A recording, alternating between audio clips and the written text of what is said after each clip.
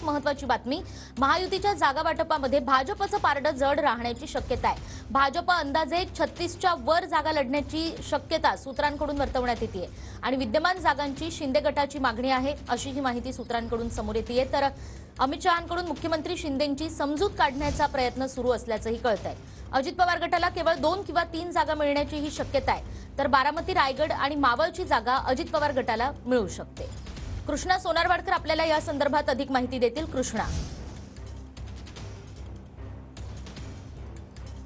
निकित, आपण पाहतोय की महायुतीच्या जागा वाटपाची मॅरेथॉन बैठक जी आहेत त्या सुरू आहेत। केंद्रीय गृहमंत्री अमित शहा हे सुद्धा महाराष्ट्राच्या दौऱ्यावरती आहेत आणि रात्रीच अमित शहा यांच्या उपस्थितीमध्ये मुख्यमंत्री आणि दोन्ही उपमुख्यमंत्र्यांची बैठक एक पार पडलेली आहे आणि जागा वाटपाची चर्चा जी आहे ती सुरू असल्याची माहिती मिळते आहे। मात्र या सगळ्या जागा वाटपामध्ये भाजपचं पारडं जड राहण्याची शक्यता आहे। कुठेतरी या सगळ्या जागा वाटपामध्ये महायुतीच्या भाजपच मोठा भाऊ राहील की काय अशी सुद्धा शक्यता जी आहे ती वर्तवली जाते आहे। भाजपकडून महाराष्ट्रामध्ये जवळपास 36हून अधिक जागा लढवण्याचा विचार आहे आणि अजित पवार गटाला म्हणजेच राष्ट्रवादीला अजित पवारांच्या जवळपास 2 ते 3 जागांवरती समाधान मानावं लागू शकतं अशी देखील चर्चा जी आहे ती केली जाते आणि अमित शहा यांच्याकडून मुख्यमंत्री एकनाथ शिंदे यांची सुद्धा समजूत काढण्यात आल्याची माहिती सुद्धा मिळते आहे।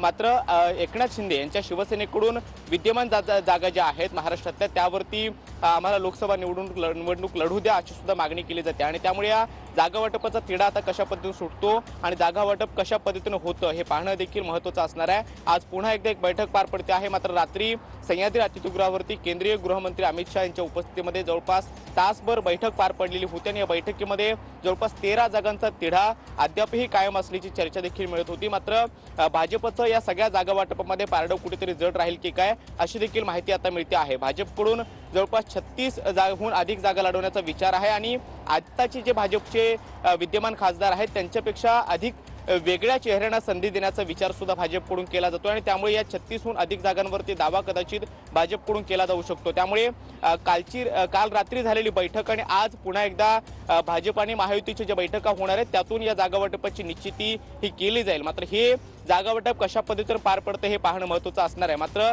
अजित पवार गटाला बारामती, रायगड आणि मावळ या ज्या महत्त्वाच्या जागा आहेत त्यावरती समाधान मानावं लागू शकतं अशी देखील माहिती मिळते आहे। मात्र विद्यमान जागांची मागणी जी आहे ती एकनाथ शिंदे यांच्या शिवसेनेकडून केली जाते आहे। त्यामुळे अंतिम जागा वाटपाची चर्चा ही आज होण्याची शक्यता आहे। त्यामुळे हे जागा वाटप कशा पद्धतीने होतं आणि त्यावरती ही लोकसभा निवडणूक कशा पद्धतीने पार पडते हे पाहणं महत्त्वाचं आहे। कृष्णा, जाणून घेत राहूया सगळ्या संदर्भात अधिक माहिती। धन्यवाद।